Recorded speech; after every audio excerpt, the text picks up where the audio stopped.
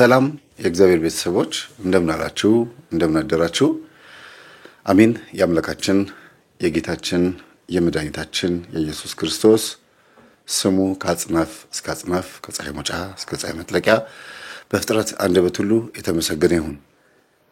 እንደ እግዚአብሔር ፍቃድ ዛሬ ይዤላችሁ የመጣሁት የህይወት ገጠመኝ 95ኛ ነው።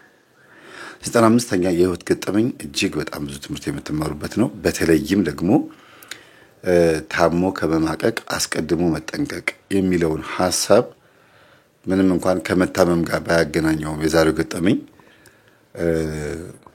ምንድነው የሚባለው ቅድሚያ መጀመሪያ ነገሮችን ማመዛዘን 10 ጊዜ ለካ አንድ ጊዜ ቆረጥ የሚባለውን መርህ አስተውሎ መናገር አስተውሎ መክሰስ አስተውሎ መማታት አስተውሎ ቀደም ብሎ ነገሮችን ማመዛዘን የት ያደርሰኛል ይሄ ጉዳይ እንዲህ ባድርግ ብሎ ቆም ብሎ ማሰብ ንዴትን ስሜትን ግልፍተኝነትን ኢጎን መቆጣጠር ከዛም አልፎ ተርፎ ደግሞ በትህትና አንድ ነገር ወደኛ እንዲመጣ የእግዚአብሔርን ኃይል መጠየቅ የሚል ሐሳብ ያለው ነው። በርዕሱ ላይ እንዳያችሁት ብዙ ሐሳቦችን ማንሳት የምንችልበት ርዕስ ነው። መልካም ቆይታ።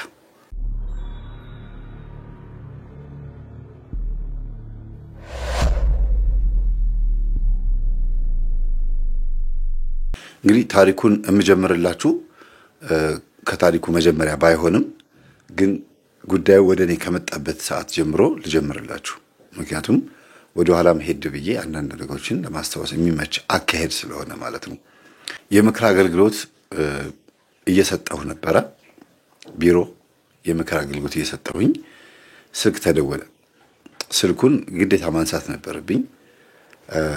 ምክንያቱም ስልኩ ማቀው ስልክ ስለሆነ ሳይሆን በጣም በተደጋጋሚ እየደወለና ቴክስት እያደረገ ስላጨናነቀኝ ተቸግሮ ሊሆን ይችላል ብዬ አስቤ አነሳውለት።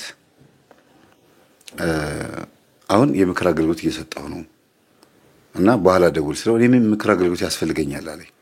አዎ እኮ ታረጋጋና መጀመሪያ ሰዎቹን ላስተናግድ ስለው ሰዎቹን ሸኝታቸው እኔን ብታስተናግደኝ የበለጠ በጣም ትልቅ ነፍስ ታተርፋለህ አለኝ።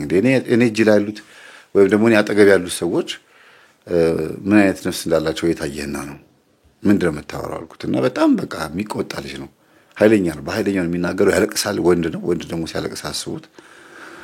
በቃ እኔ መምህር ፕሊስ ባክህን በቃ ከእናቴ ጋር መታረቅ ነው የምፈልገው አሁኑኑ ብትመጣ አሁን ካልመጣ በጣም እኔ እንጃ ብቻ ማድር አይመስለኝም ምናምን አለኝ። እሺ ጉዳይ ልጨርስና መልሼ እደውልልሃለሁ አልኩት።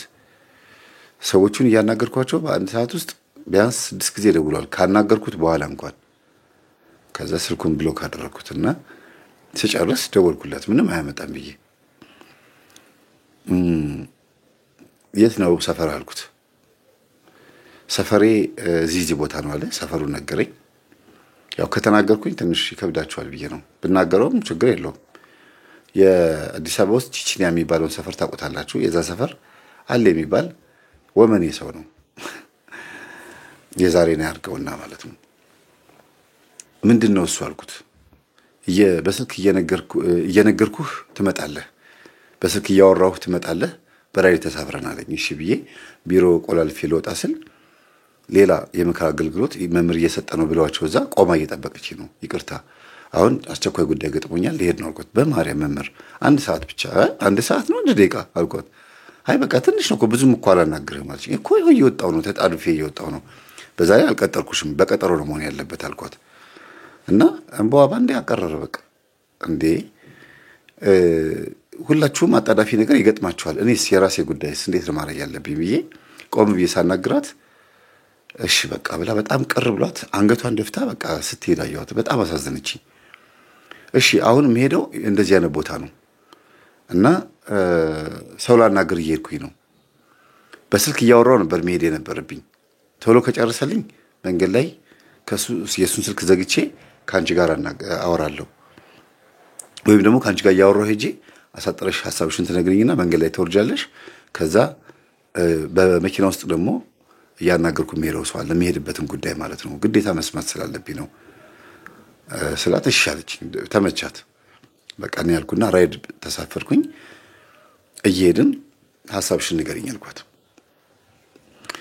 ልክ ለፍቅር ሲቀርባቸው ለትዳር ሲቀርባቸው ሰውነቴ ይሸታል ይገማል። ምንድነው ማድረግ ያለብኝ አለች። የሚሄድበት ጉዳይ ሌላ ነው አስቡት። እና ሰውነትሽ የማይሸተው ምን አይነት ሰዎች ስትቀርቢ ነው አልኳት። ለዝሙት ሲቀርብ ወንድሞቼ ፊት አባቴ ፊት ወይም ደግሞ የዘመዶቼ ወንዶች ፊት ምንም አልሆንም።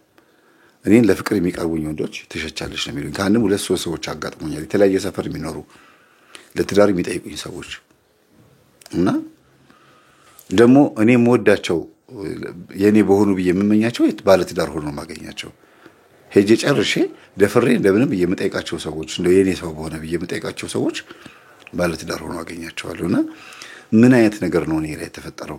ምን አይነት ሰዎች ጋር ነው የሚያገናኘኝ? እኔ ላይ ያለው መንፈስ ምንድነው አለችኝ። ይሄ አይነ ጥላ ነው። እሱማ ትምህርትን አዳምጫለሁ። ምንድነው ማድረግ የሚሻለኝ? ምን ላድርገው ይሄን መንፈስ አለችኝ። ስገጂ፣ ጾሚ፣ ጸልይ ይሄንም አድርጌያለሁ አለችኝ። ስለዚህ እንደዚህም ሆኖ ሰውነትሽ ይሸታል አልኳት። አዎ ከነ ችግርሽ አብሮሽ ካንቺ ጋር ሆኖ ያንን ገበና ያንን ችግር ተቋቁሞ አብሮሽ የሚጠመቅ አይነ ጥላውን የሚያናድድ አንቺ ያለው አይነ ጥላ የሚያናድድ እንዲህ አይነት ሰው ደግሞ በዙሪያሽ ካለ እድለኛ ነሽ። ሌላ አንድ አማራጭ ግን የምነግርሽ ይሄ መንፈስ በውስጥሽ ሆኖ ሳይሆን ከውጭ ሆኖ ነው የሚፈታተንሽ። ለምን ውስጥ ሆኖ ቢሆን ኖሮ ይያዝ ነበር። ከውጭ ከሆነ ግን አንዳንዴ ይመጣና ተንኮል ሰርቶ ይመለሳል። ይርቃል፣ በሩቁ ነው ይመጣና ተተናክሎ ይመለሳል። ስለዚህ አይያዝም። እንደዛ መንፈስ ወጣ ገባ መንፈስ ነው ብዬ ነገርኳት። ከዛ መምህር አንድ ነገር ፍቀድልኝ አለችኝ። ምን አልኳት? የምትሄድበት ቤት እኔም ልሄድ፣ መቼም ሰዎች ልትረዳ ልታግዝ ነው የምትሄደው አለችኝ። አዎ አልኳት። አብሬ ልምጣ አለች። ነይ ችግር የለውም። እሷ ሐሳቧ ለካ ጉዳዩን ጨርሼ ስመለስ ደግሞ በደንብ ልታወራኝ ነው፣ በሰፊው ልትይዘኝ ይፈልጋሉ። ነይ ችግር የለውም አልኳት። ሄድን። ገና እንዳገኘኝ መምህር ለምን ስልክህን ዘጋኸኝ? አይ ችግር የለውም ቆመን ማውራት እንችላለን። እሷን እያናገርኩ ነው የመጣሁት፣ ምክንያቱም አንተ ስትደውል በር ላይ ቆማ እየጠበቀች ነበር፣ የግዴታ መሆን ነበረበት አልኩት። እሺ አለኝ። ምንም እሷን ከምንም አልቆጠራትም። ማለት ሰማችኝ አልሰማችኝ አለ። እናቴን ይውል ደበደብኳት፣ ጥርሷን አረገፍኳት፣ መታዋት፣ ይኸው 1 ሳምንት ሆኖኛል፣ ጎዳና ላይ ነው የማድረው፣ እኔ በጣም መጥፎ ሰው ነኝ ምናምን አለ። ለምን መታሃት እናትህን? እንዴት እንደዚህ ታደርጋለህ አልኩት። 12 ዓመት አሳሰረችኝ። ይኸው ከእስር ቤት ከወጣሁኝ ገና 10ኛ ቀኔ ነው አለ። እንዴ በተፈታ በስንተኛ ቀን ነው የመታሃቸው ስለው እንደ ትናንትና ተፈታሁኝ እንደ ዛሬ እንደ በማግስቱ ማታ እንዴት እኔን ልጅሽን ከማህፀንሽ የወጣቱን ልጅሽን 12 ዓመት እንዴት ታሳስረኛለሽ? ልጄ እንደዚህ አድርጓል ብለሽ እንዴት ታሳስረኛለሽ ብዬ ደበደብኳት አለ። ምን አገኝ ታሰርኩ አልኩት። እሱማ እህቴ እንደፍሬ ነው አለኝ። እህቴ እንደፍሬ ነው በቃ እኔ ሐሺሽ ጦዤ ነበር ያርኩትን ማላቅም ማርገውን አላቅም። የቤት ሰራተኛ ይቀረኝ ሐሺሽ ካጨስኩኝ እናቴን ብትሆን አልምር ምናምን አለኝ። በስማ ብላ ልጅቷ ከዚህ ልጅ አማተብችና ራቅ ብላ ቆመች። በቃ መምህር እናንተ አወራለች። ነይ እባክሽ ግማሽ ድረስ ከሰማሽ በኋላ ምን ነው የምትርቂው ምናምን አላት። ስነ ስርዓት አድርግ ተማሪ እኮ ነች አልኩት። እኔ ትምህርቴን አዳምጬ አላቅም አለኝ። እና እንዴት ጠራኸኝ ታዲያ አልኩት። እስር ቤት ሆነ የምታዳምጥ መስሎኝ ነበር ስለው ኖ እኔ አላቅህም። ጎረቤቶቼን በሙሉ እየሄድኩኝ እባካችሁ አስታርቁኝ ስል ጎረቤቶችን በሙሉ አልፈልግም ብላ አስወጣችብኝ። ሁሉንም ሰው አልፈልግም አለችኝ። አይኑን ማየት አልፈልግም እና ረግሜዋለሁ አሉ ብላለች አሉ። እንዴ ታዲያ እኔ እንዴት ተጠራሁኝ? እንዴት ካላወከኝ ማን ይጠቆመ መስለው ጊዜ አንተ እናቴ ራሱ ያንተን ትምህርት ታዳምጣለች ያንተ እናት? አይ እንደዛ መኮነ ቀላል ነው አልኩት። ማርያምን አለኝ። አይ የኔን ትምህርት የሚያዳምጥ ከሆነ ችግር የለው መታረቅ ትፈልጋለህ አይደል? ግን ባህሪ ከተገራ በኋላ የምትታረቀው አልኩት። ይሄው ማርያምን ወላዲት አምላክን እናቴ የምትዘክራት ቅድስት ኪዳነ ምሕረትን እለወጣለሁ ካሁን ሰዓት ጀምሮ የፈለግከው ቦታ ውሰደኝ፣ እጄን እግሬን በሰንሰለት አስረ ጸበል ነከረኝ፣ ችግር የለውም ማለት እስቲ ማለት አልኩት። ማለት እንግዲህ ይሄንን ሰምታችኋል። ጎረቤትም ተሰብስቦ ነበር ይሄን ሲያወራኝ። ችግር የለውም። ስለዚህ 12 ዓመት ታስረን የወጣው አልኩት። 12 ዓመት ታስረን የወጣሁት እንዲያውም ህጉን ባለማወቅ ምክንያት ነው እንጂ አሽሽ ወስድ እንደነበረ ምናምን እንደዚህ ብናገር ኖሮ ይቀንስልኝ ነበር። ግን በቃ እናቴ እህቱን ደፍሯል ብላ ቀጥታ ስለተናገረች ከዚህም ከዛም ቢዘ ሰብስበው ወስደው እስር ቤት ከተቱኝ። ወዲያውኑ ተፈረደብኛል። ምንም እንድናገር እድል አልተሰጠኝም። ወዲያው ፋይሉ ተዘጋ። ወዲያው በቃ 12 ዓመት ተፈረደበት እና እንደጨረሰ እንዴት ታዲያ አንተ ወዲያው እንደወጣህ እናትህ መደብደብ እንደው ቢያንስ 12 ዓመት እንኳን አትጸጸትም? እህቴን ደፍር ያለው መጥፎ ነገር ነው ያደረኩት እናቴም ትክክል ናት ብለህ እንኳን አታስብም? ስለው ጊዜ ጭራሽ እስር ቤት ከገባሁ ሰዓት ጀምሮ እንዴት 12 ዓመት እንደኖርኩ ራሱ አላውቀውም አለኝ። ማለት ገብቷችኋል? እንደ 12 ቀን እንኳን አልታየኝም ማለት 12 ዓመት እስር ቤት መቀመጤን አላስታውስም። ከዛ አብሮ የተፈታ እስረኛ አለ ስለው አዎ አብሮ የተፈታ እስረኛ አለ፣ ስልኩን ስጠኝ አልኩት። ደወልኩለት። እስር ቤት እንዴት ነበረ ጸባዩ ስለው ጊዜ ጭራሽ ራሱን አያውቅም እባክህ፣ ያው ሲጦዝ ነው የሚውለው። እኛ ፊት ነው ግሎስ የሚፈጽመው፣ ፊት ለፊታችን እዛው እስረኛው ፊት ምናምን ብልቱን አውጥቶ ግሎስ ይፈጽማልና ኖርማል አልነበረም። ሊፈታ አንድ ወር ምናምን እንደዚህ 20 ቀን ምናምን ሲቀረው ነው ማልቀስ መጸጸት የጀመረው። ከዛም ደግሞ እንደገና መልሶ ደግሞ ጭንቅላቱ ኦፍ ሆነ መልሶ ልክ ሊፈታ አንድ ሳምንት ደግሞ ሲቀረው መልሶ ደግሞ እንደገና ጭንቅላቱ ደግሞ ወደ ነበረበት ተመለሰ። እገላታለሁ ነው የሚለው። ማንን እንደሆነ ግን አይናገርም። ማን ነው የምትገላት? ይሄ ልጅ ከተፈታ ድጋሚ ወንጀል ሰርቶ ነው የሚመጣው ብለው ለፖሊሶቹ ለጥበቃዎቹ ተነግሮ ነበር። እና እንደሄደ እንደሚገል ስለታወቀ ጓደኛው ቤተሰቦቼን ትንሽ አናግሬ አንድ ሳምንት ላገግምና ከዛ ጓደኛዬ ጋር ደውለትና አወራዋለሁ እና አረፍ ብላን እለዋለሁ ነው ብሎ ያሰበው እንጂ እንደዚህ እንደመጣ እርምጃ ወስዳል ብሎ አላሰበም። ምን አድርጎ ነው ግን ወንድም መምህር ነኝ ሳልኩት መምህር ምን አድርጎ ነው አለኝ። እናቱን ደበደበ፣ ጥርሳቸውን አወለቀ፣ ደበደባቸው፣ እጃቸውን ሰበራቸው። እናቱን ስለዚህ ገላታለሁ ሲል የነበረው እናቱን ነው ይሆናል እንግዲህ። ከዛ እህቴ የታለች አልኩት። እንዴ እህቴማ አረብ ሀገር ሄዳለች፣ 12 ዓመት ሙሉ ምን ታደርጋለች እዚህ አረብ ሀገር ነች ያለችው። ብትኖር ኖሮ መጀመሪያ እሷ አልነበረም በቢላ መወጋት ምናምን አለ። የሚያወራው ወሬ ሁሉ እንዳለ መውጋት መግደል ምናምን እና መንፈስ ዘግቶት እንደነበረ እስር ቤት እያለ ሎክ አድርጎት እንደነበረ ቆልፎት እንደነበረ ነው የተረዳው። እሱም ራሱ የሆነውስ ሆኖ እኔን እንድጠራ ማን ያዘዘ ስለው ጎረቤቶች ናቸው። ጎረቤቶች መምህር ተስፋ የሚባለውን ትምህርት በደንብ ነው የሚያዳምጡት፣ በጣም ነው የሚወዱት እና ዘወትር ቤተክርስቲያን ይሳለማሉ ያስቀድሳሉ ተብሎ ተነግሮታል። ታዲያ የሚያስቀድሱ ዘወትር ቤተክርስቲያን የሚመላለሱ እናትህን እንዴት ታደርጋለች ስለው አስመሳይ ብዬ ነው የደበደብኳት። ልጇን አሳስራ እሷ ታስቀድሳለች እኔ እዛ እያለቀስኩኝ ምናምን የሚል ነገር ነው አለ። ከዛ ምንድን ነው የተረዳሁት? ይሄ ልጅ እስር ቤት ከገባበት ሰዓት ጀምሮ በምን ትራውማ ውስጥ ነው ያለው? በበቀል ትራውማ። ወዲያው በገባበት በማግስቱ ወይም በተፈረደበት በማግስቱ ስወጣ እገላለሁ የሚል ነገር። ስለዚህ ያን ብቻ እያሰበ ስለሆነ የሚኖረው እንዴት እንደሚመሽ እንዴት እንደሚነጋ የት እንዳደረ ምን በልቶ ምን አጭሶ ምን ብሎ እንደሚያድር እንደሚውል እስር ቤቱም 12 ዓመት እንዴት እንደኖረ አያውቀውም። መልኩ ተቀይሯል፣ ጺሙ ምናምን በቃ ሌላ ልጅ ነው የሆነው። ፎቶውን ሳየው በቃ አይገናኝም ጭራሽ። ያ 4 ዓመት ልጅ ሆኖ ታሰረ። የ36 ዓመት ልጅ ሆኖ ተፈታ። በእርግጥ ጥሩ እድሜ ላይ ነው ያለው እና ይሄን ሁሉ እንትን አለን። ልክ ወደ ቤት ልንገባ ስንል ልጅቷ አብራኛ የመጣችው ልጅ ወይ መምህር ምን ውስጥ ነው የምትገባው አለችኝ። ዝም በይ አንቺ ደግሞ ሌላ ጦሳቱኝብኝ እንዳይሰማሽ። ልጁ ትምህርቴን ስለማያዳምጥ ዝም በይ አልኳት። ቃል ገብቶልኛል አሁን ጸጥ በይ አልኳት። እሺ አለችኝ። ገባን። እናትየዋ ልክ ሲያዩኝ እንዴ መምህርዬ ከየት መጣህብኝ አሉኝ። መጣሁ አማላጅ ተልኬ። ወይ አንተ ጋር መጣ? አዎ። አይ አንተን ካወቀ ችግር የለውም አሉኝ። እኔ እርግጠኛ ነበርኩኝ እሺ እንደሚሉኝ። ለምን ትምህርቴን ስለሚከታተሉ አይደለም፣ ይገባቸዋል መንፈስ እንደሆነ። ከዛ ማዘርዬ ለምን እምቢ አሉት ስላቸው ጊዜ እንዲማር ነው አሉኝ።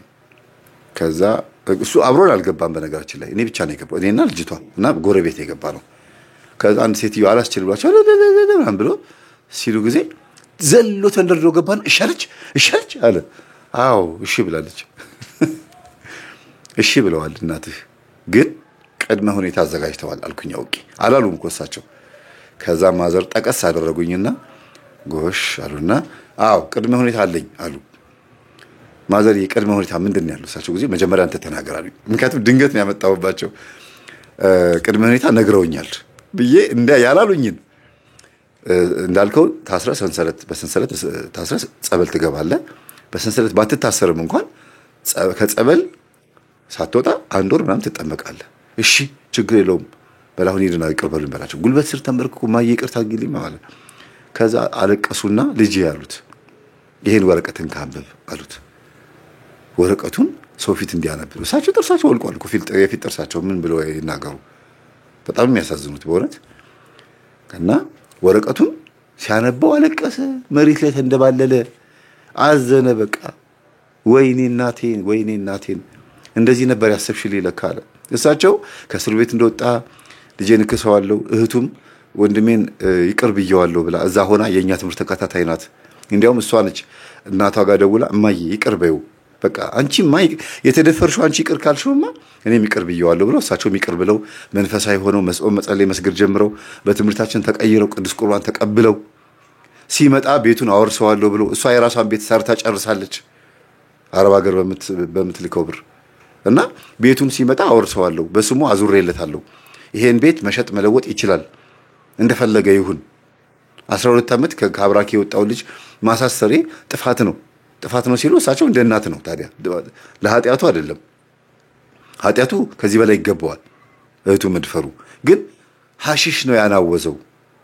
ጫት ሲቅም ዝም እያልኩት፣ ሲጋራ ሲያጨስ ዝም እያልኩት፣ እየመረቀን ዝም እያልኩት እኔው ራሴ ነኝ እህቴ ልጄን ያስደፈርኳት፣ ልጄንም ደፋሪ ያደረኩት ራሴ ነኝ።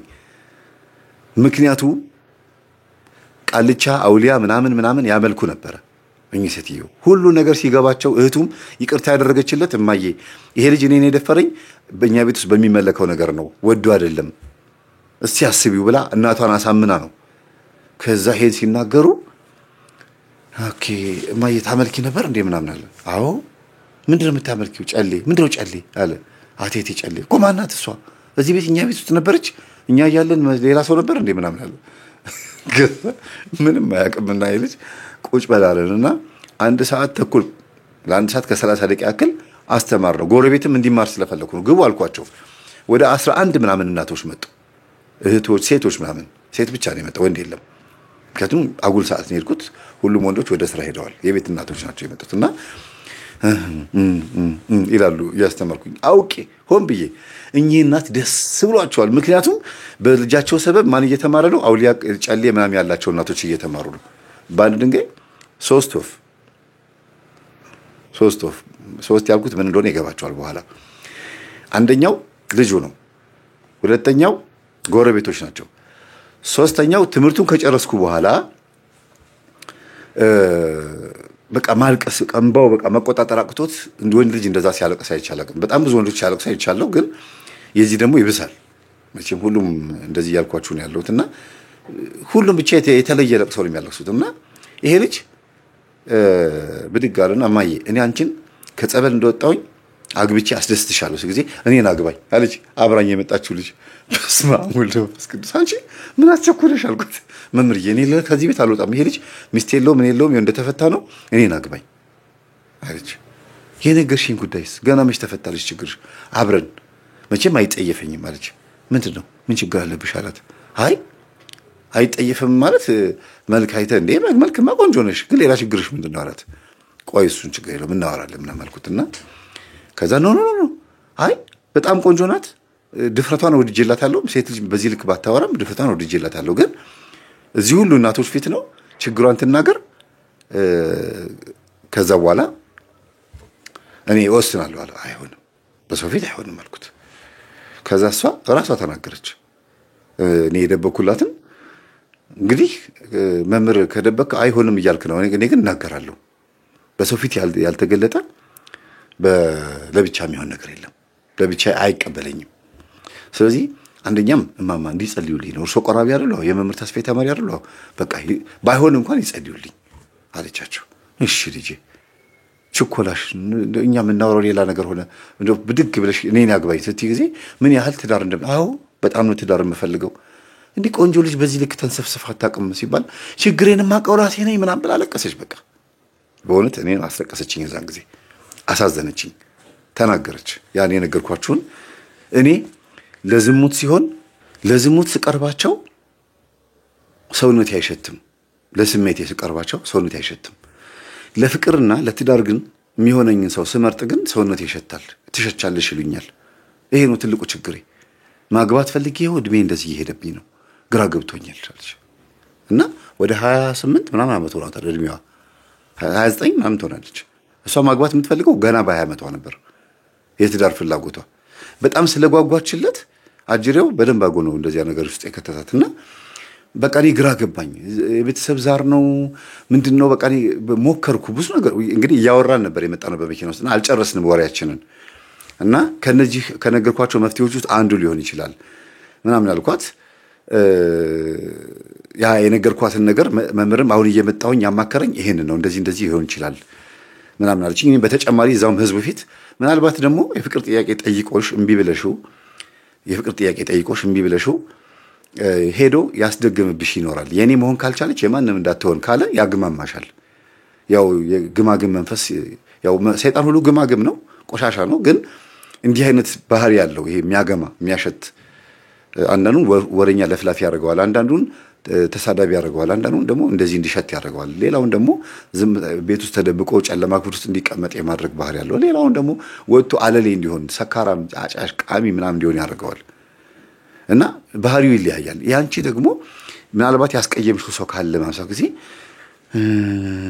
ይሄን ነገር እንዴት አልመጣልኝም አለች። ከዛ ልጁ ምን አለ? አትፈልጊውም አለ ልጁን። አዎ ታሳይኛለሽ። ሄጄ ራሱን ነው ማግማማው። ገና ሰው ኧረ ገና አልተስማማችሁም። ጎረቤቶቹ ደግሞ በቃ እኔ እኮ ያው ተስማምተናል፣ በቃ አትፈልጊውም አለ ልጁን አለ። እኔ አፍሽን ያስኩኝ በቃ አፍሬ ማለት ነው። እዛው ልጁ ደምድሟል። ልጅቷ ከፈለገችኝ ምን ችግር አለው ብሏል።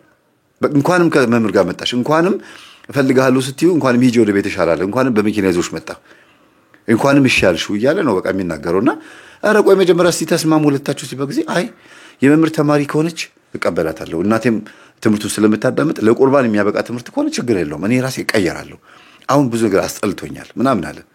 እና ትነግረኛለሽ ሄጄ እኔ እሱን ራሱን ማግማማዋለሁ።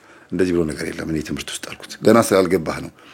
አሁን ጸበል ገብተህ ከመጣ በኋላ አሁን የተናገርከው ነገር ያስቅሃል ለራስህ አልኩት። ስትለወጥ ያስቅሃል እንደዚህ ማለት በራሱ አልኩትና ከዛ ነገሩ በዚህ ያለፈ ቤቱን በስሙ አዞሩለት። እግዚአብሔር ስሙ የተመሰገነ ይሁን። ከዛ በኋላ ወደ ጸበል አስገባ ነው። አንድ ወር እንደተባለው አንድ ወር ሙሉ ጸበል ተጠመቀ። ምንም የጮኸ ነገር የለም፣ ግን ሪፍሬሽ አደረገ። በቃ በጣም አይምሮ ነፃ ሆነለት፣ ጭንቀቱ ቀለለለት። ዲፕሬሽን በቃ ይሁን በጣም ተጽዕኖ ነበረበት፣ ሲጋራም ችግር ነበረበት። ሁልቅ ብሎ ሄደለት። ባይዘዌ ሳይጮህ ሰይጣን አንዳንድ ጊዜ ስትጠመቁ ሱሶች ምናምን ከእናንተ ሊወገዱ ይችላሉ። ለምን? በህልም ቁራ ሲሄድ እርግብ ማነው ወፍ ምናምን ከእናንተ ላይ ተነስቶ ሲሄድ ምናምን የምታዩ ከሆነ ሄዶላችኋል ማለት ነው። መንፈሱ ይሄዳል። ሱስ ካቆማችሁ የሆነ መንፈስ ተነስቶ ሄዷል ማለት ነው። የግዴታ ብሎ ጮሆ እኔ ሲጋራ አስጨስኩት እንደዚህ ያልኩት ማለት አይጠበቅበትም። ድንገት ሊሄዱም ይችላል። ሳትጠመቁም ቀድሞ ሊወጣ ይችላል። እና በደንብ አድርጌ ስለነገርኩት ጸበል ቦታ ሆኖ ትምህርት እያዳመጠ ስልክም ተገዛለት። ሞባይል ብር አውጥተው 30 ሺህ ብር አውጥተው ስልክ ገዙለት። ያንን ስልክ በትምህርት ጫንኩለት። ቬሪፎን አድርጎ እያዳመጠ እየተጠመቀ ሙሉ ቀን በቀን 3-4 ገጠመኝ እያዳመጠ በ30 ቀኑ ስንት እንደሚያዳመጥ አስቡት። ወደ 200 ምናምን። ከዛ በቃ መጣና ቢሮ መጣና መምህር አለኝ። አቤት ምን ጉድ ነው የምሰማው? ይሄ የኢትዮጵያ ሕዝብ ታሪክ ነው አለኝ። አዎ አልኩት። ይሄ አሁን የምሰማው እኔ 12 ዓመት ሙሉ እስር ቤት ነው ያለሁት፣ ግን በእያንዳንዱ ቤት ውስጥ የሚፈጸም ጉድ ነው አለኝ። አዎ ኧረ አንተም ጋር ነበረ ግሎሲብ? አዎ እሱማ ተነገረኝ፣ እኔ ግን አላውቅም አለኝ። ግሎሲብ እኛ ፊት እኮ ፈጸምኩ ሲሉኝ እኔ የማውቀው ነገር የለም። በእንቅልፍ ልቤ ነው እንዴ ያልኩት።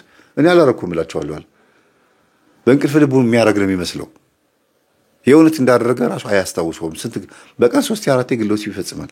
ፖሊሶች ሁሉ መተውታል ባለጌ የተባለ እና ግብረ ሰዶም ነው እንዳይደፍረን ምናምን እየተባለ ሁሉ አግልለውት ሁሉ ነበር። ግን እንደዚህ እንዳደረገ አያስታውስም። በጣም ይገርማል። እና ከጸበል ከወጣ በኋላ ልጅቷ በነገራችን ላይ ሳልነግራችሁ ጸበል እየተመላለሰች አብራው ምግብ እየወሰደችለት ማማጋም እየመጣች እያስቆረበቻቸው እየጦረቻቸው አብረው የሄዱ እየመጡ ምን እያሉ የገንዘብ ችግር የለባትም። በነገራችን ላይ ልጅቷ በመኪና ነው የምትመላለሰው። እሱ ጋር ስትሄድ በራይድ ማለት ነው። ምንም አይቸግራትም። ገንዘብ ምንድን የሚባለው አለ ጢቅ ነው ምናምን የሚባል ነገር አለ አይደል? ምንም ይችሳ ቀንጣት ችግር የለባት ልጅ። የምትፈልገው ፍቅርና ትዳር ብቻ ነው የምትፈልገው። ልጁን ጸበል እሱ ሲጠመቅ እሷም ስትሄድ አብራ ስትጠመቅ ውስጧ ደንግጧል አይደለም። ያኔ የሆነ የዛተብሽ ሰው ካለ ፍቅር ጥያቄ አቅርቦልሽ እምቢ ያልሽው ወይም ደግሞ የሰደብሽው ያሾፍሽበት ያላገጥሽበት ቆሞ ቀር ያደረግሽው ሰው የካድሽው ሰው ካለ እሱም ሄዶ ደብተራ ጋር ልክ እንደዛው ነው የሚያደርግሽ ብዬ ስለነገርኳት በጣም ደንግጣ የእገሌ መንፈስ ታሰር እያለች እየሰገደች ምንም ሰውነቷ አልሸታተም ከዛ ቀን ጀምሮ ምንም። እና ኢቭን የዛ ቀን እናቶች በነበሩበት እሷ የመጣችበት ቀን ላይ ራሱ አሁን ሰውነት ይሸታል አለቻቸው። አሁንማ እንዴት አባቱ ነው የሚሸታው? አሁን አይሸትም። ሁሉም ያሏት ማታ አይሸትም። ታያላችሁ ነገ ከነገ ወዲያም ከዚህ ጋር ሲቀራረብ እንግዲህ ለውጥ ይመጣል። እንግዲህ ከቻልከኝ ችግር የለውም እናያለን፣ በሂደት እናየዋለን። እና ግን ልጁ ታሳየኛለሽ አላት። በነገራችን ላይ እንደዛ ማለቱ ትክክል ነው። ሄዶ እንዳያጠቃው እንጂ ማወቁ ጥሩ ነው። ለምን ልጅቷ ሌላ ነገር ውስጥ ደግሞ እንዳትገባ ማለት ነው። እና ነገርኩት በቅርብ ርቀት በዙሪያ ያሉትን ሰዎች ተከታተል፣ ግን እንዳትማታ። ኃይለኛ ነው ልጁ፣ ተደባዳቢ ነውና እንዳትማታ አልኩት። እሺ አለ። አሁን ሰላም ናቸው። መፋቀር ብቻ አይደለም፣ ምንም አይነት የሽታ ስሜት ምናምን የለም። አይነ ጥላ የሚባልም ነገር የለም። በቃ አይምሮዋን በትክክል ስለገራችሁ እኔ ከገሌ የመጣህ መንፈስ ታሰር፣ ከህሊናዬ ከአይምሮዬ ከልቦናዬ ውጣ፣ ከስጋዬ ላይ ተነስ እያለች እምነት እየተቀባች ስለሆነ 1 ወር 30 ቀን ሙሉ ያሳለፈችው። ከዛ በኋላ በልደታ ቀን ቤት የመጡ እመቤታችን ስለሚወዷት በልደታ ቀን ምን ሄደው ብሎ እኔ ጋር መጡ። ቢሮ አናገርኳቸው። አሁን ስለ ሰርጋቸው ነው የሚያወሩት። ትልቅ ወሬያቸው ስለ ሰርጋቸው ነው። እንደገና ደግሞ እስር ቤት የነበረውን ደግሞ ላይፉን ጓደኛው የነገረኝ ልንገራችሁ። አንደኛ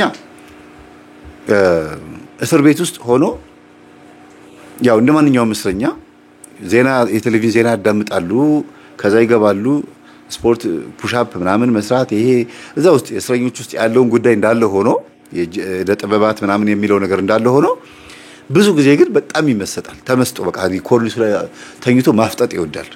እና ጓደኛው መጥቶ ነቅንቆት ነው የሚቀሰቅሰው፣ ተኝቶ አይደለም። አንተ ተነስ፣ ምንድነው እንደዚህ ማለት ጊዜ ብሎ ይነሳል። እና ወደ ልቡ የሚመለስበት የሆነ ሰዓት ነበር አለ። እና ይወስደዋል፣ ውስድ አድርጎ ረጅም ጊዜ ቢያንስ ለ6 ሰዓት ለ7 ሰዓት ያክል ዝም ብሎ ያጋድመዋል፣ ይገንዘዋል፣ ሬሳ ነው የሚያደርገው። እና ይሄንን ነገር ሲሰማ ምንድነው መንፈሱ በሚሆንበት ሰዓት ልጁ የሚያደርገውን ነገር አያውቅም። ይጣላል፣ ከሰኞች ጋር ይደባደባል፣ ይመታል፣ አሁንም ቅጣት ይመጣበታል፣ የሽንት ቤት አጽዳ ይባላል። እንደዚህ ብዙ ነገሮች ይቀጣልና ከዛ አንፃር ብዙ ነገሮችን አሳልፏል እስር ቤት ማለት ነው። በጣም ይዘጋው ነበረ። ከዛ ደግሞ ከእስር በፊት ከመታሰሩ በፊት የነበረው ህይወቱ ደግሞ በጣም የሚገርም ነው። እህቱን ከመድፈሩ በፊት አንደኛ ጫት ከሳሪስ አቦ ከዘንባባ የሚባል ሰፈር ታውቃላችኋል። ከዛ አካባቢ ጫት አስመጥቶ ጫት የሚያከፋፍል ልጅ ነበረ። አንደኛ መጀመሪያ ትልቁ ስራው ጫት ያስመጣና ያከፋፍላል። እናቱ በተደጋጋሚ ይሄን ሲያደርግ ገንዘብ እንደሚሰራ ስለሚያውቁ እንግዲህ ከዚህ ጫትማ ማለቀቅ አልችልም፣ ጫት ተው ብለው ቢዝነሱ ስለሆነ እኔ ምን ላድርግ እንግዲህ ብለው ትውት አድርገውታል። ግን እህቱ አልተናገረችም እንጂ ከአንድም 2 ጊዜ ተተናክሏት ነበረ። ስታልፍ ጦቷን የመንካት የመላፋት ነገርና አረፍ ወንድሜ አረፍ የሆነ እኔ አንድ ቀን ግን እኔ ፈራሃለሁ ትለዋለች። እና እንደፈራችውም አድርጎታል። ይሄንን ነገር ሙከራ ደግሞ አባቷም አድርጓታል። የገዛ አባቷ ልጅቷ በጣም ቆንጆ ናት። ቤተሰቡ በጣም ነው የሚያምረው። እናትየዋም ቆንጆ ናቸው። በአባትየው አይደለም የወጡት፣ በእናት ነው የወጡት። መልካቸው በጣም ነው የሚያምሩት። እና በቅርጽ በቃ ሞዴል የምትመስለው ያኔ እንግዲህ ስንት ዓመቷ ነው? 18 ዓመት ምናምን ይሆናታል። እና እሱ እስር ቤት እያለ ነው አባቱ የሞተው። እስር ቤት ሄዶ እንኳን አባትየው ሽጉጥ ይዞ መግባት ቢቻል ግንባሩን ብየው ነበር መጣው። እሱ መታሰር ሳይሆን ያለበት መገደል ነው ያለበት ነበር የሚለው።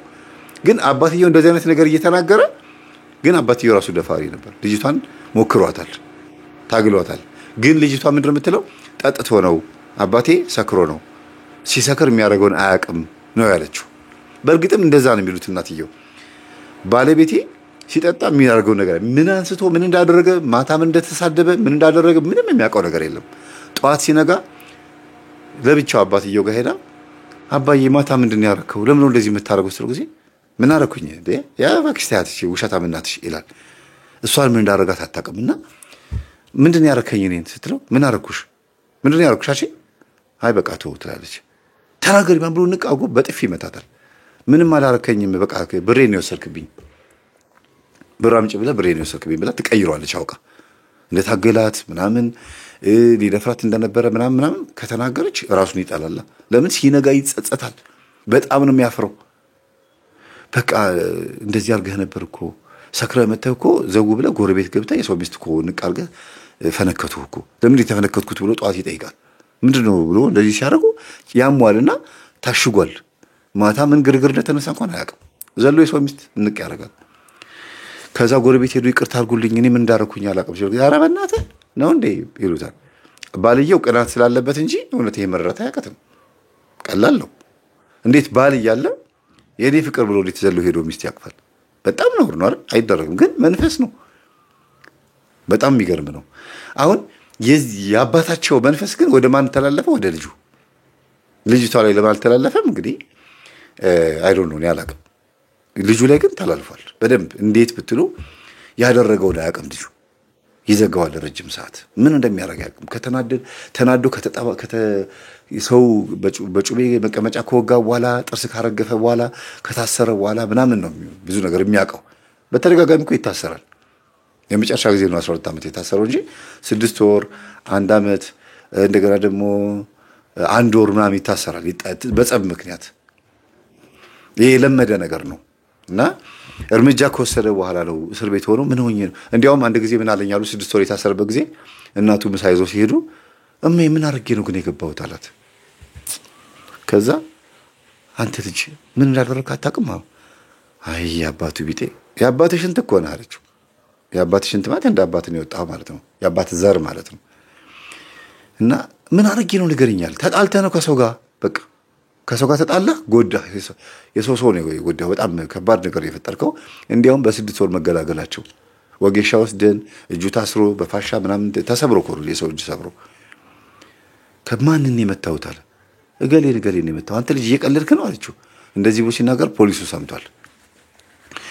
ሰምቶ ሄዶ ገብቶ ውስጥ ተናገረለት ይሄ ልጅ ምን እንዳደረገ ያቀም ወይ ሐሺሽ ሲወስድ ወይ ደግሞ የሆነ ችግር ይኖርበታልና አስተያየት ይደረግለት እናቱን እንደዚህ እየጠየቀ እየተለቃቀሱ ነው ብሎ ነግሮለት ነው ያለ ምንም ፍርድ ነው በጋሽ የታሰረው ምንም ሄዶ ፍርድ ቤት ሳይከሰስ ነው ዝም ብሎ ያሰሩት አንዳንዴ እንደዛ ነገር አለ መሰለኝ እማኝ ካለ ክሰሱ ሲባሉ እነዛ ሰዎች አንከስም ያሉት ለምን አንከስም ካሉ እና የከሰሰው አቃቢ ወይም ደግሞ ፖሊስ ከሆነ እነዛ ሰዎች ከእስር ቤት ከተፈታ በኋላ ይገለናል ብሎ ስለሚያስቡ ማለት ነው ወይም ደግሞ ይጎዳናል ብሎ ስለሚያስቡ የዚህ ነክል የሚፈራ ልጅ ነበር አስቡት እና በአባቱ መውጣቱን አሁን አስታውሶ ሲሰግድ ሲጸልይ ምን ብሎ ነው የሚጸልየው ከአባቴ ወደኔ የመጣ እንደ ሬሳ የምትገንዘኝ በስላሴ ስም ታሰር በስላሴ ስም ብሎ እየጸለየ እየሰገደ ነው አሁን የጾም የእንትሩን የስግደት ዘመኑን ያሳለፈው ማለት ነው እንደገና ደግሞ በዱርዬነት ዘመኑ ቢያንስ ከ10 በላይ ወንዶችን መቀመጫ በጩቤ ወግቻለሁ ታፋ ይሄ ጀርባ ላይ እንደዚህ በጩቤ ወጋት በቃላል ነው ለኔ ያለ በቃ ስለት ይዞ መሄድ ምናምን በቃ ዋናው ተግባር ነው እና እንደዛማ ከሆነ አንተ ውስጥ ጨንገር አለ ወይም ደግሞ ራሄሎ አለች ደም ግብር የምትፈልግ ከዚህ ከስለት ጋር በተገናኘ በጣም አደገኛ መንፈስ ናት እሷ ሮሃኒያ ራሄሎ እነዚህ መናፍስቶች ደም ግብር ይፈልጋሉ በደም ቼክ አድርግ መደባደብ ደም መፋሰስ ምናምን ይሄ ነገር እኔ ማቀው ነገር የለም መምህር እኔ ሰግዳለሁ እናቴን ግን አናግራት ድንገት እንደዚህ የሚመለከ ነበር አለኝ ራስ አናግራቸው አልኩት ሲያናግራቸው ራሄሎ ማላቅ ሮሃኒያ ማላቅ ምንም ይሄ ነገር ማቀው ነገር የለም እኛ ቤት የነበረው አዳልሙቴ ነው አዳልሙቴም ቡና ያስፈላኝ ያስካደመኝ ያስቆራኝ ይጠነቆል ነበር አቴ ተጨሌ ደግሞ ነበርች ይሄን ነው ማቀው አሉ ታዲያ ይጠነቆል ከነበረ ይሄ ችግር ከነበረባቸው ሰዎች መካከል አንዳንድ እናቶች ሊያስፈርዱ ሊያስጠነቆሉ ሲመጡ ይሄ ልጅ ህፃን ሆኖ እዛ ቤት ውስጥ ድክ ሲል ሲጫወት የ10 ዓመት የ8 ዓመት ልጅ ሆኖ በቡዳ ተበልቷል ማለት ነው በየነገርኳቸው በል የደም መንፈስ በቡዳ ይበላኝ የደም መንፈስ ከሰው ጋር እንጣላ የምታረገኝ በስላሴ ስም ታሰር ብሎ 7 ቀን ሱባኤ እንዲገባ ነገርኩትና 7 ቀን ታሰር እያለ ሱባኤ ሲገባ በህልሙ ምን ያህል እዛ ሰፈር ውስጥ አንድ እናት አሉ ራቅ ያለ ያ አሁን ነው እናት ትልቅ እናት ያኔ እሱ ልጅ በነበረበት ሰዓት ልጅ ነበሩ ማለቴ ወጣት ነበሩ ልክ እንደ እናቱ ማለት ነው እና እንደምን ዋላችሁ ብሎ ይገባሉ። በህልም ነው። እግዚአብሔር ይመስገን ብሎ እናትየዋ በር ሲከፍቱ እሱ ሕፃኑን ቁጭ ብሎ ይጫወታል በመጫወቻ። እንግዲህ ቢያንስ ሲገምት አለ የ6 ዓመት የ7 ዓመት ልጅ ሆኜ ነው አለ። እና ህልሙን ያየው አሁን ነው፣ ግን በህልም ውስጥ የሚያየውን ልጅነቱን ነውና ከርቀት ራሴን አየዋለሁ አለ። እነሞ ራሴ ነኝ አለ። ከርቀት እንደ ሕፃን ልጅ እኔ ቁጭ ብዬ ከርቀት የሚጫወት በቃቃ የሚጫወት ሕፃን ልጅ እና ሴትዮዋ መተው ግብት ብለው ቁጭ ብለው እናቴ ወደ ጓዳ ግብት ስትል እቺው ሴትዮ በጠቅላላ ያዘችውን በዚህ ውስጥ ያወጣችውን ቢላ አምጥታ ታፋዬ ላይ ስክት ስታደርግብኝ ወይኔ ወጋችሁ ብዬ ከእንቅልፌ ብንነስል እንግዲህ ፍቅረኛው አብራው ያለችው ጮኛው እቺ ያገናኘኋቸው ሰው ምን ሆንክ ስትለው እንደዚህ ነገራችሁ። በቃ እሱ ማለት መምህር የነገረህ ነው። እኚህ ሴትዮ ናቸው በቡዳ ይበሉ። በጩቤ ሞጋት ማለት በቡዳ መብላት ማለት ነው። ስለዚህ እኚህ ሴትዮ ሄደ ቀጥታ ጠይቃቸዋል አለችው። እናቱን አላናገረ ምን አላናገረ ቀጥታ ሄዶሉ ማዘር አቤት በህልሜ በጩቤ ሲወጉኝ አየሁኝ አላቸው። እንዴ ልጅ እስቲ ቁጭ በል የሚበላም አልፈልግም። ለምንድን ነው የወጉኝ አላቸው። በህልም እኮ ነው ወጉኝ የምትለው እና እኔ ታዲያ በእውን አልወጋሁ አሉት። አይደለም በህልም የወጉኝ ትርጉሙ ሲተረጎም በቡዳ በልተውሃል ተብያለሁ። ጊዜ እንኳን በላ ውሃ አሉት። እንዴ ለምንድን ነው የሚበሉኝ? እኛ ቤት መጥተው ለምንድን ነው የበሉኝ ሲል ጊዜ ልጄ እኔ በቡዳ እንደበላሁም አላውቅም። እየመጣችሁ ዝም ብላችሁ እዚህ አትጩሁብኝ አሉ። ሌላም ሰው እንደኔ መጥቶ ነበር እንዴ አላቸው። ምን እዚህ ግርማ ጋር እየሄዱ እየተጠመቁ እየመጡ እዚህ በቡዳ በላሽ ምናምን ይላሉ አሉ። እኚህ ሴትዮ መቀየር አለብኝ። እሺ ማዘርዬ ይቅርታ በቃ በጨዋነት ላናግሮት አለና በኋላ ግን ሴትዮዋን አናግሯቸው ከወጣ በኋላ ምን ሆኜ ነው ግን አለ። እንዴ የዱርዬነት ባህሪ የመጥቶ ለምንድን ነው በቡዳ የሚበሉኝ ይላሉ እንዴ? ስንት ትምህርት ያዳመጠ ሰው እንዴት እንደዚህ ይላል ብሎ በጣም ራሱን እየወቀሰ ነው ወደ ቤት የመጣውና ሲነግራቸው ለእናቱ በሳቅ ነው የሞቱት። በል እኔ ሄጄ ከእሷ ጋር እነጋገራለሁ፣ አንተ ከእሷ ጋር ትነካካ፣ እኔ አስተምራታለሁ፣ አሮጊት ከአሮጊት ጋር የሚነጋገረው ብለውት አይ እኔ በደንብ አድርጌ አስተምሪያቸው ነው የመጣሁት አለ። ጥሩ እሺ፣ ግን እኔ ደግሞ ሄጄ ራሴ አስተምራታለሁ። እሷ እኔ ቤት እየመጣች ትካድም ነበረ። የእሷ ዛር እኔ ቤት እየመጣ ያጓራ ነበረ ድሮ አንተ ሕፃን እያለ አሁን ነው የገባኝ አሉት። እና በጣም ገረመው እሱ ራሱ በቃ በህልሙ እግዚአብሔር ማሳየቱ ህልሙን መፍራት ጀመረ። ለምን ማን ነው በህልም ያሳየው? እግዚአብሔር አሳየኝ ብሎ ነበር። ታሰር ማን እንደሆንክ እኔ ውስጥ ያለው በጩቤ ሰዎችን ስታስወጋኝ የነበርከው ታሰር እያለ ነበር። የቺቺኒያ የዘሪውን ህንጻ አካባቢ 13 ቀበሌ ታውቁታላችሁ አይደል? ወደዛ መስመር ወደ አበበ ተካ ሰፈር ነው የሚባለው አይደል? ወደዛ መስመር ሌላ ምን እንደሚባለው በቃ ሆሊዴይ ሆቴል ፊት ለፊት ማለት ነው። እዛ አካባቢ አለ የተባለ ወመኔ ሰው ነው። ብዙ ሰዎች ያውቁታል። በነገራችን ላይ ትርፍ ስም አለ፣ ወመኔ ነው ስሙ። ትርፍ ስሙ ግን ወመኔ ሲባል በፊት ይማታ ነበረ፣ ለመደው። አሁን ከጊዜ በኋላ ግን ወመኔው ነጠላ ለበሰ ስለተባለ በቃ በትክክለኛ ስሙ ጥሩ ተብሎ በትክክለኛ ስሙ ይጣራ ተባለ። እና ትክክለኛ ስሙ ደስ የሚል ስም ነው፣ ያው መናገር ስለማይገባኝ ነው።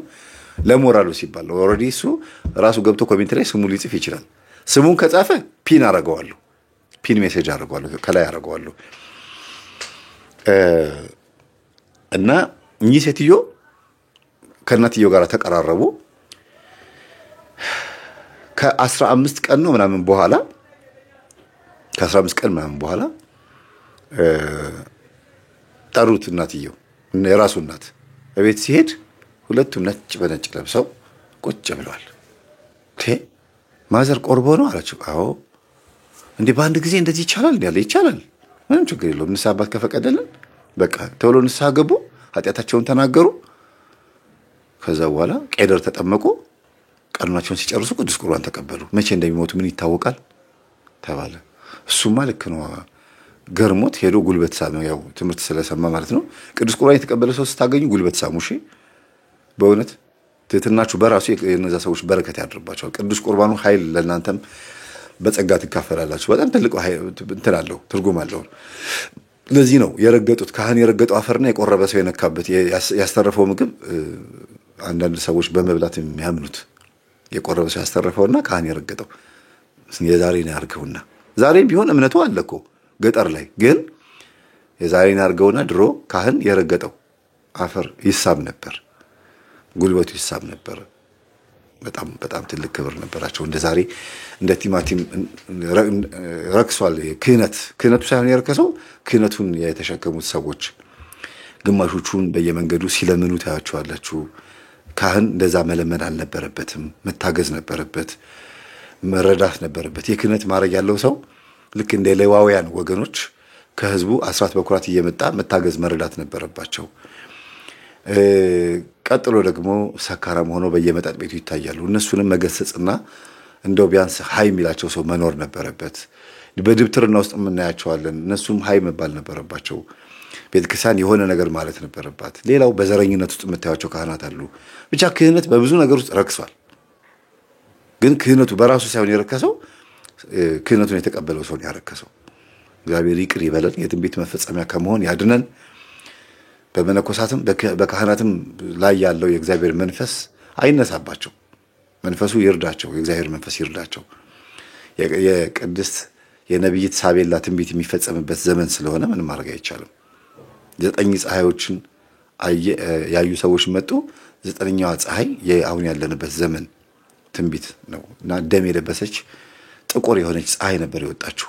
በህልም የታየች ፀሐይ ናትና ሳቤላ ምን አለች? በመጨረሻው ዘመን የሚነሱ ካህናትና መነኮሳት፣ በተለይ መነኮሳት እጅግ በጣም እግዚአብሔርን የሚያስቀይሙ ከሃይማኖት ስርዓት የወጡ በምንፍቅናም ሆነ በዘረኝነት የተጠመዱ እንደሆነ ተጽፏል። ዶክተር ሮዳስ ታደሰ የነቢይት ሳቤላ እና ከዛ ጋር ጎን ለጎን ደግሞ አብሮ የተጻፈም አለ የቴዎድሮስ ማን ነው የሚል መጽሐፍ አንድ ላይ የምትሸጣለች። ምናልባት የእሱ መጽሐፍ ካገኛችሁ ግዙና አንብቡት። አሪፍ መጽሐፍ ነው። የዶክተር ሮዳስ ታደሰ ትርጉም ነው፣ ተርጉሞት ነው። በጣም የወደድኩት መጽሐፍ ነው። በዚሁ ታሪኬን ልጨርስ። ወንድማችን ሁላችሁንም ይቅርታ ብሏል። በተለይ ቺቺኒያ ሰፈር አካባቢ፣ ዘሩን ህንጻ አካባቢ ወይም 13 ሰፈር 22 ማዞሪያ አለፍ ብሎ የመምህር ግርማ ቤተሳይዳ ሱቅ አለፍ ብላችሁ ማለት ነው ካለፋችሁ በኋላ ሆሊዴይ ሆቴል አካባቢ ወደ 13 መስመርን በዛ በኩል ወደ አትላስም መስመር ማለት ነው። በዛ መስመር አጠቃላይ ወደዚህም ደግሞ ወደ አዋሪ አድዋ ድልድይ መስመር ማለት ነው። በቃ ያን መስመር ተቆጣጥሮታል ነበር የዛሬ ስንት ዓመት። እኔም ባደኩበት ሰፈር የካ ሚካኤል መገናኛ ነበር እንግዲህ ተወልጄ ያደኩትና ሰለሞን ጎሚስታ የሚባል ለኛ ተደባዳቢ ነበረ። ሞቷል የለም፣ ያን ጊዜ ነው፣ ድሮ ነው የሞተው። ህፃኑኛ ያስታውሳለሁ። አይለኛ ድንጋይ አይመታውም ይባላል፣ ጥይትም አይመታውም ይባላል እና አሰርቶ ነው ይባላልና ምንም ፖሊሶች ሁሉ ያስቸገረ ሰው ነበር። እዚህም ባለንበት ሰፈር በሌላም ሰፈሮችም በብዙ ሰፈር መገናኛ 24 ቀበሌ መስመር ተደባዳቢ ሆነው የምናውቃቸው ሰዎች ከዛ በኋላ ወጥተው ከድብድብ ወጥተው ለስንት ስብከት ለስንት የቤተክርስቲያን አገልግሎት የበቁ እኔ በማገለግልበት ደብር በየካ ደብረ ሳህል ቅዱስ ሚካኤል መላከ ሰላም ሰንበት ትምህርት ቤትም ገብተው እስከ ማገልገል የደረሱ ግን በድብድብ የሚታወቁ የነበሩ ብዙ ወንድሞች አሉ። ታውቋቸዋላችሁ። 24 ቀበሌ አካባቢ ያላችሁ መገናኛ የታወቀሉ በየሰፈሩ ተደባዳቢ የሚባሉ ለቁም ነገር የበቁ ግን አሉ። ታቦት በሚያልፍበት ሰዓት በጥምቀት ጊዜ ለታቦት ምንጣፍ ማንጠፍ ከሚለው ሐሳብ ጀምሮ ፍጹም እስከ መቀየር ትዳር ይዘው እስከ መለወጥ አግብተው እስከ የልጅ ልጅ እስከ ማየት የደረሱም ይኖራሉ። እግዚአብሔር ይቀይራል። ሁሉ ጊዜ ህፃንነት የለም። ሁሉ ጊዜ ወጣትነት፣ ሁሉ ጊዜ ግልፍተኝነት፣ ሁሉ ጊዜ ሱሰኝነት የለም። እግዚአብሔር ይቀይራል። ለታቦቱ ምንጣፍ ማንጠፋቸው በራሱ እኮ ክሬዲት ይያዝላቸዋል። አገልግሎኛልና እኔ ደግሞ ቀይረዋለሁ፣ የሚረዱትን ሰዎች አዘጋጅለታለሁ ይላል። በዚህ ህይወት ውስጥ የነበራችሁ ሰዎች ወደ እናንተ ህይወት መነኮሳትን፣ ካህናትን፣ አገልጋዮችን፣ ሰባኪዎችን፣ የተለያዩ ትምህርቶችን እግዚአብሔር በሆነ አጋጣሚ ሊልክላችሁ ይችላል። ስሙትና ተቀየሩ። በቃ እያለ ነው እግዚአብሔር። ይበቃል። ሁልጊዜ በጮቤ ሰው መውጋት፣ ሁልጊዜ መዝረፍ፣ ሁልጊዜ የሰፈር ጉልቤ ነኝ ማለት፣ ሁልጊዜ አለሁ ማለት ላይጠቅም ይችላል። ወይም ደግሞ ሁልጊዜም የለም። አንድ ቀን ጉልበትም ይደክማል፣ አይምሮም ሁሉ ነገር እንትን ይላልና ገንዘብና ያው ወጣትነት በ20 ዓመት እድሜ ደግሞ ልብ ደግሞ በ40 ዓመት የሚባል ነገር አለና ራሱ የእድሜያችን ሂደት በራሱ ልባሞች እንዲሆኑ ስለሚረዳቸው የግድ ልባም ይሆናሉና ብዙ የምታውቋቸው ሰዎች አላችሁ። እኔ እንዲያውም ተደባዳቢ ናቸው ተብለው ከሚታሰቡ ወጣቶች ጋራ የዛሬ 15 ዓመት የዛሬ 20 ዓመት በዚሁ በመገናኛ በ24 ቀበሌ አካባቢ በኮከብ ሆቴል ኮከብ ህንጻ የሚባል አለ። እዛ ላይ ትልቅ ጉባኤ አዘጋጅተን ሁሉ ሰንበት ተማሪዎች ተጠርተን ተደባዳቢ ተብለው ይጠሩ የነበሩ ሰዎች መርሃ ግብር ጉባኤ አዘጋጅተው ሰባኪያን እነ መምህር ምረታብና ሌሎችን እነ መምህር ዘበነን እነ መምህር ዘላለምን ጠርተው ጉባኤ አካሂደናል። በጣም ደስ የሚል ፕሮግራም አረሳውም እና እግዚአብሔር ይቀይራል። አሁንም ዛሬ ደግሞ አድገናል ብላችሁ የምታስቡ አዳዲስ ብቅ ያላችሁ በተለይ ናውዴስ አሁን ባለንበት ሰዓት ላይ ብዙ ነገር ኬርለስ የሆነ ወጣት ነው የመጣው። እንግዲህ ይሄ ምናልባት እናቶቻችን ይሄ የሚቀበረውን ክትባት አድርጋችሁ በነበራችሁበት ጊዜ የተወለዱ ልጆች ከሆኑ አላቅም፣ እግዚአብሔር ልቦናቸውን ይመልስ። አንድ አይነት ወጣት ነው የምናየው። አንድ አይነት ወጣት ግብረ ሰዶም ለመሆን ሱሰኛ ለመሆን ዱርዬ ለመሆን ሱሪ ዝቅ ለማድረግ ክብር ዝቅ ለማድረግ በተገኘው አቋራጭ ሃይማኖትም ይሁን ቢዝነስ በተገኘው አቋራጭ ለመሄድ የሚፈልግ ሰው ከመጤፍ የሚቆጥር ምንም ነገር ሰው ከምንም ነገር የማይቆጥር ትርጉም የለሽ የሆነ ወጣት የተፈጠረው አሁን እግዚአብሔር ይመልሰው እና ምናልባት እናቶች ብትጸልዩ እነዚህ ወጣቶች ይመለሳሉ ያስባሉ። ለምን የእናንተ የዛሬ 20 ዓመትና የዛሬ 30 ዓመት የነበረ የሆነ ጥፋት አለ። በወሊድ መቆጣጠሪያም ሊሆን ይችላል፣ በተለያየ አይነት መንገድ በባዕድ አምልኮ በምናምን በብዙ ነገር ሰሩት። ብቻ እናንተ ታውቃላችሁ ያደረጋችሁትን። የሆነ ትውልድ መጥቷል፣ ምንም የማይመስለው ድንዝዝ ያለ ትውልድ መጥቷልና እግዚአብሔር ይመልሰን ሁላችንን።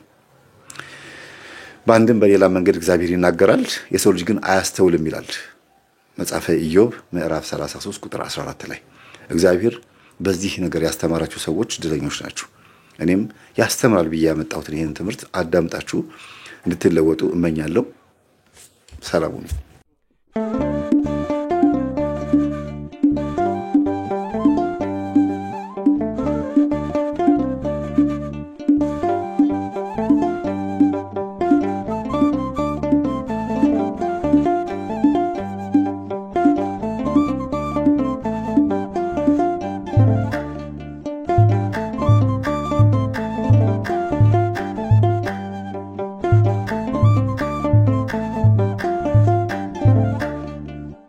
በግራና በቀኝ ጠላት ቢከበንም በፈተና እነሱ ጋር ካሉት እኛ ጋር ያሉት ይበልጣሉና አንሸበር በእምነት እንጽና የቀደመች ተዋሕዶ ናትና።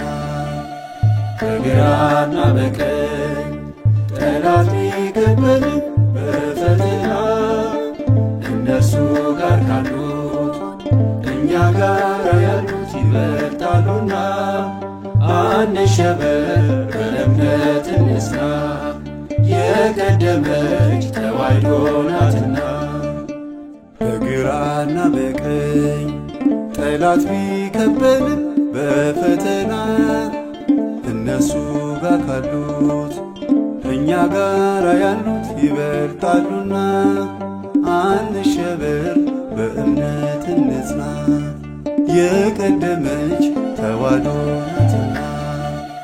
በግራና በቀኝ ጠላት ቢከበንም በፈተና እነሱ ጋር ካሉት እኛ ጋር ያሉት ይበልጣሉና አንሸበር በእምነት እንጽና የቀደመች ተዋሕዶ ናትና።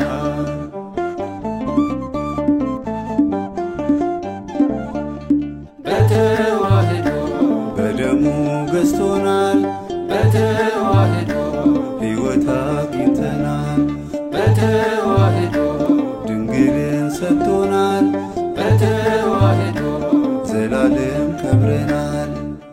በግራና በቀኝ ጠላት ቢከበንም በፈተና እነሱ ጋር ካሉት እኛ ጋር ያሉት ይበልጣሉና አንሸበር በእምነት እንጽና የቀደመች ተዋሕዶ ናትና።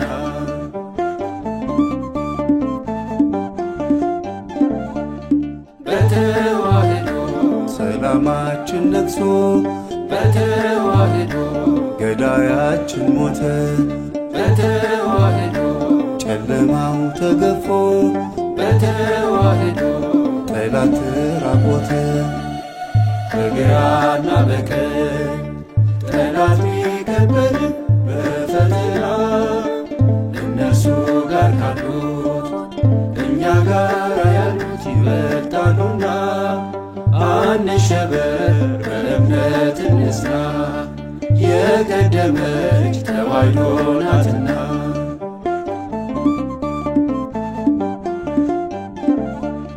በተዋሕዶ በማተብ ክራችን በተዋሕዶ ዛሬም እንጸናለን በተዋሕዶ ለጌታ ሸብሻቢ በተዋሕዶ ቅድስት አገራለን።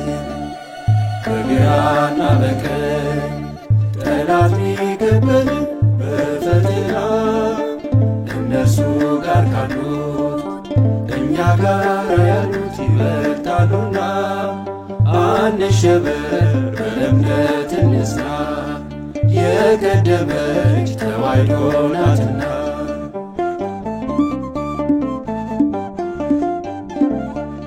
በተዋሕዶ ቅዱሳን ከበሩ በተዋሕዶ ቃሉን አበሰሩ በተዋሕዶ አምላክም ሰው ሆነ በተዋሕዶ ዓለማችን ዳነ። በግራና በቀኝ ጠላት ቢከበንም በፈተና እነርሱ ጋር ካሉት እኛ ጋር ያሉት ይበልጣሉና አንሸበር በእምነት እንጽና የቀደመች ተዋሕዶ ናትና።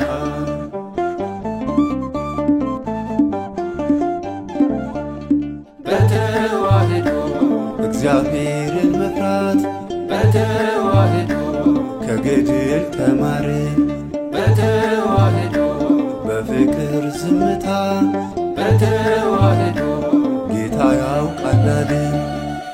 በግራና በቀኝ ጠላት ቢከበንም በፈተና እነርሱ ጋር ካሉት እኛ ጋር ያሉት ይበልጣሉና አንሸበር በእምነት እንጽና የቀደመች ተዋሕዶ ናትና።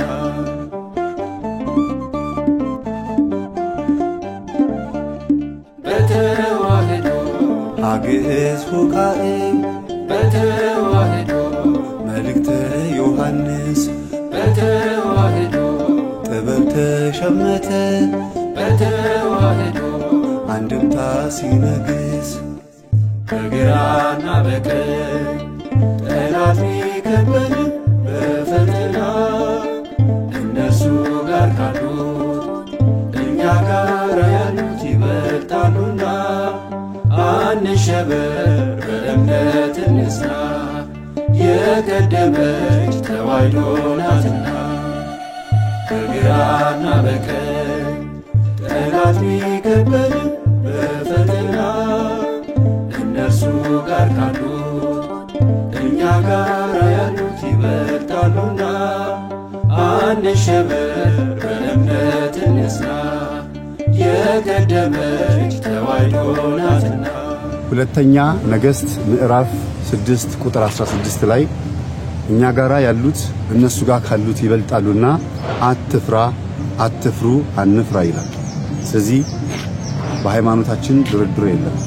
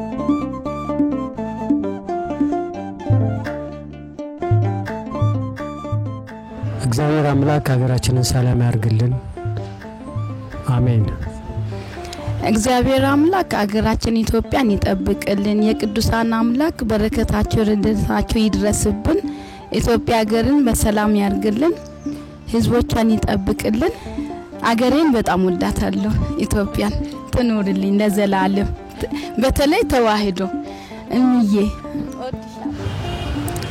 ኢትዮጵያ ሀገራችንን ተዋህዶ እምነታችንን እግዚአብሔር አምላክ በቅዱሳን ጸሎት ይጠብቅልን የእግዚአብሔር አምላካችን ስሙ የተመሰገነ ይሁን በተለይ በአሁኑ ሰዓት በኢትዮጵያ ኦርቶዶክስ ተዋህዶ ቤተክርስቲያን ላይ የመጣባትን የዘረኝነትም የፖለቲካም የአስተሳሰብም የአመለካከትም ክፍፍል እግዚአብሔር አምላክ ያብርድልን ሁሉም ሰው ወደ አንድ መንፈሳዊነት በተለይም ወደ ተዋህዶ ክርስትና መንፈሳዊነት እንዲጠቃለል ቅዱስ ፈቃድ ይሁንልን ቅዱሳን መላእክት በክንፋቸው ቅዱሳን አባቶች በጸሎታቸው የቅዱሳን ጸሎት ቃል ኪዳን ኢትዮጵያን ይጠብቃት አሜን